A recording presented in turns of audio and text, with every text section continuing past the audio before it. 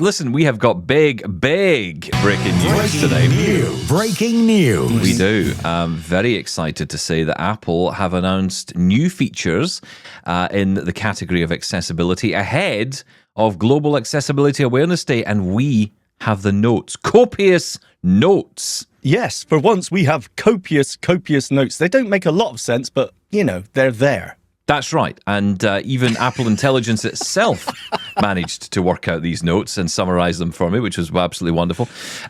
We did get the note yesterday, and finally we can reveal the news. I'm so pleased to say today we can share the story about what is coming to iOS 19 later this year, and macOS and other platforms as well. One particular platform that might surprise you a little bit. We're going to get into all this today, so we'll break it down. But also coming up, we're going to have an extended conversation with John Dyer and Carrie Morales. Now, Carrie, of course, you'll know from the Carrie on Accessibility YouTube show and podcast, and John Dyer from the Blind Android Users podcast. They're both here to talk about really the question of, whether it's time to switch to Android, whether it's a good time to switch to Android. I've been having this thought for a while about the cost of iPhones going up. Is it perhaps the moment where a lot of blind people might be saying, you know what, if I was ever going to make the move to Android, this might be the moment. And of course, this all comes with big news from Samsung yesterday as well. So plenty to get through between now and the end of the show. Let's just dive right in. Yeah, no, let's dive right in. So, my sandwich was nutritious, but you know what? Apps can be nutritious as well. Yes, in iOS 19, and I guess across other app stores across the Mac and Apple ecosystems, we're going to be getting these new accessibility nutrition labels. Now, I must admit, when I heard this title at first, I thought, what on earth is this all about? It's a horrible name for it. It's a bit weird, I'll be honest. Let's just call it accessibility labels and move on. And actually, this is something we've been kind of wanting for a while, I think. We've kind of talked about this. I think. Well, no, we have. We've kind of talked around this idea for a while that, wouldn't it be great if apps could highlight what accessibility is in the app so we know in advance? Like, if we could know an app was built with VoiceOver and considered with VoiceOver in mind, then it would help our decisions, especially when it comes to paid apps, right? Free app, that's one thing. But a paid app, am I really going to spend $20, $30 on an app when it turns out that it may not be accessible and I don't know until I make the purchase? Yeah, of course I can always, get a refund, but rather than go through the hassle. Thing to do. It's not, no. Get a refund. I mean, it's accessible, it's straightforward, but it's still a few steps that you shouldn't have to take.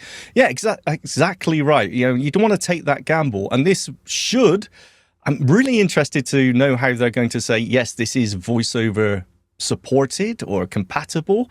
I mean, what's the steps that a developer needs to take to achieve that check mark, right?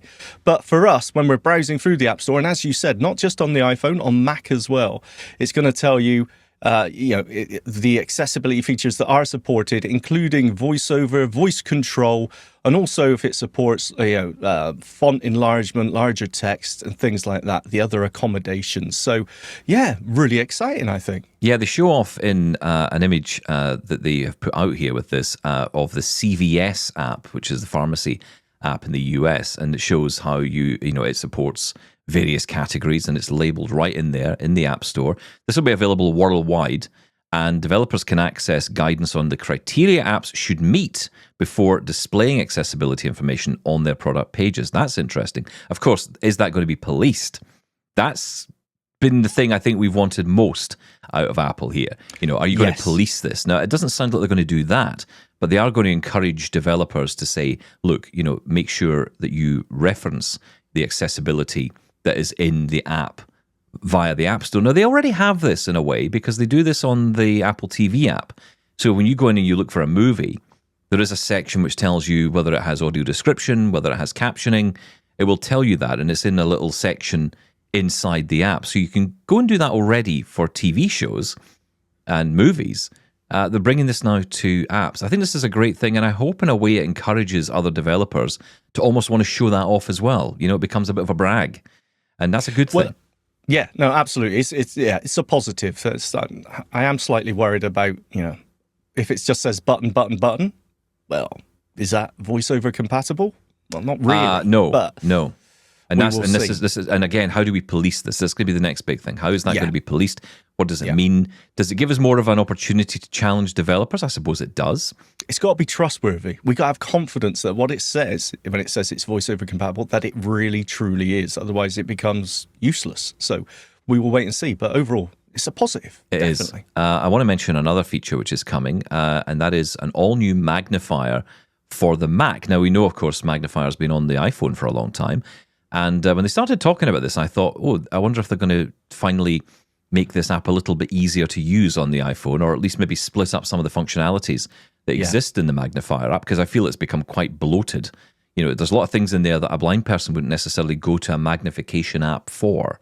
Exactly. I thought that was where they were going to go, but instead they've come up with this, which is kind of actually, as Apple often do, you kind of just hit you with something. You go, that's brilliant, which was this new Magnifier for Mac. So Magnifier apparently has been in the iPhone and iPad since 2016. And of course, it gives you the option to zoom in, read text, detect objects as well. But this year it's coming to the Mac, and it's trying to make the physical world more accessible. Now, obviously, we're talking here about, I think, students especially who go to lectures, who want to follow what's going on the board, classroom, for kids in classrooms. The Magnifier app for Mac connects to a camera. Now, I guess it could be a webcam, but they did show off in one of the demonstrations, they showed off iPhone using continuity camera, and that means you can zoom in on the surroundings, such as a screen or whiteboard. It absolutely will work with other attached USB cameras, but you can, if you have continuity camera, you'll get the benefit of reading documents on your desk, not just afar, but also on your desk, using what's called desk view. So, this is basically having a scanner connected to your Mac, which is something, funnily enough, we've been talking about just recently. Well, you definitely have. You haven't shut up about it. Yeah. But yeah, they were saying more, they were giving the example of a live video magnifier, a CCTV as well. So yeah, you think about if you're in a class or in a lecture and you use your iPhone to zoom in on the whiteboard. And, you could OCR, you could invert the colors, you could zoom in, you could digitize OCR, as I said, digitize the text there. It was very cool. And it's just one of those things you think, actually, that makes total sense. So, yeah, again, another real cool feature. I mean, the cool thing here is, like you're saying, obviously you can adjust the contrast and all that, but it's not just on an image. So it will actually get the let's say it's a on-screen presentation or a whiteboard presentation, and you're watching it in a lecture theatre. You've got your MacBook sitting there, your continuity camera is pointed at the whiteboard. That is able to be taken onto the screen, and then you can adjust it. So let's say you're sitting at the corner, you can adjust it so you can see it properly. You can actually move it on the screen. You can also change it so that it actually becomes text only on screen, and then of course you can make that text size any way you want. Now, this is something which a lot of people who use magnification devices, and often quite expensive magnification devices, and this gets into a whole new conversation again about specialist devices and what this will mean for that market. Because essentially, if you can buy a MacBook and you have a camera, whether it be a webcam or an iPhone camera, doing the same job, it's kind of like we're kind of getting back to that place again where you're like, right, okay, can I just do it all on my Mac? Yeah. This is very, very interesting. Very, very interesting. Now, of course, there are lots of values to having a dedicated machine. But yeah, very, very interesting. And the other thing it comes in with, because there's a new feature as well called Accessibility Reader, which transforms text from the physical world into a custom legible format, and also on device documents as well. Magnifier for Mac will be integrated with that as well. Now, that means you can also not just have the text in a style you want, you can also play and listen to the text. Almost like some kind of voice stream reader type thing, or EasyReader type thing. It's just like that again, right? It's really as ever interesting. with Apple announcements, I'm sure there's a few companies out there sort of worried today, but we'll get into that a bit more. Accessibility Reader was interesting as well, and it did give the example of people with reading difficulties like dyslexia. But very much like the immersive readers and things like that you get on browsers now, the ability to strip out any superfluous text, from say a PDF or something, change the font, change the colors, and change the size. Very interesting. Again, low vision people are going to love that. Low vision, yes, but also having that play functionality as well, and having the option to choose a voice and listen to your text. It could be a text file. It could be all kinds of things. That's very, very interesting to see how that will work. Now, another area of interest, they talked about Braille, and they are going to include this all new experiences, they're calling it, called Braille Access, that turns iPhone, iPad, Mac, and Apple Vision Pro, interestingly, into a fully featured Braille note taker, built and integrated into the Apple ecosystem. Now, this is the Vision Pro. I missed that. Wow, yeah, Vision Pro as well. Vision Pro. I mean, we're going to talk about that in a bit more detail in a minute. But okay, so for Braille Access, it will have a built-in app launcher, so you can easily open any app by typing with Braille screen input or a connected Braille device.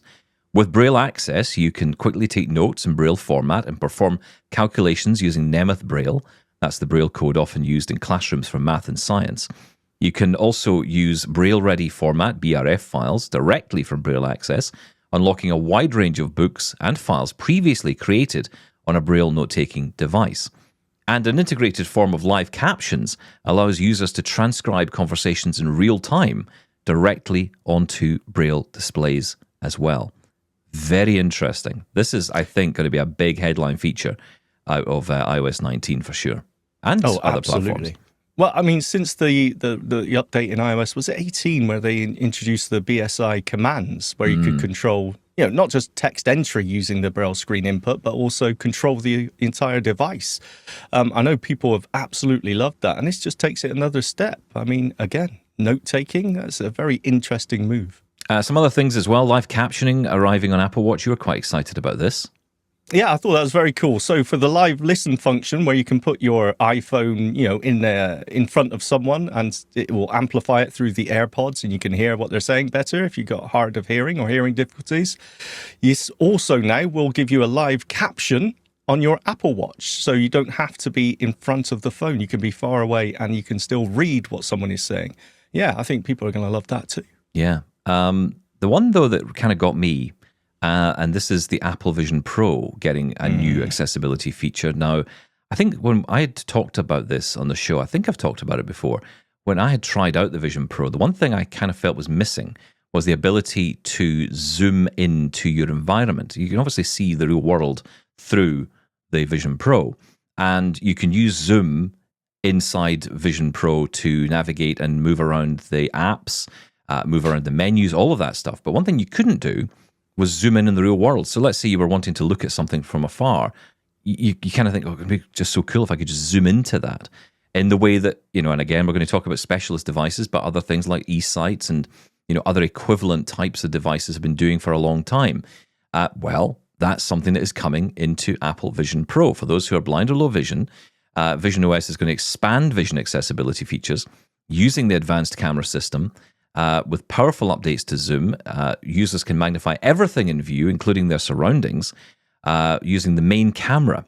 So, that is huge, frankly. That is a massive feature. Now, I do need some more information on this. For example, can you adjust the contrast, the brightness, the saturation on the live video that you're looking at?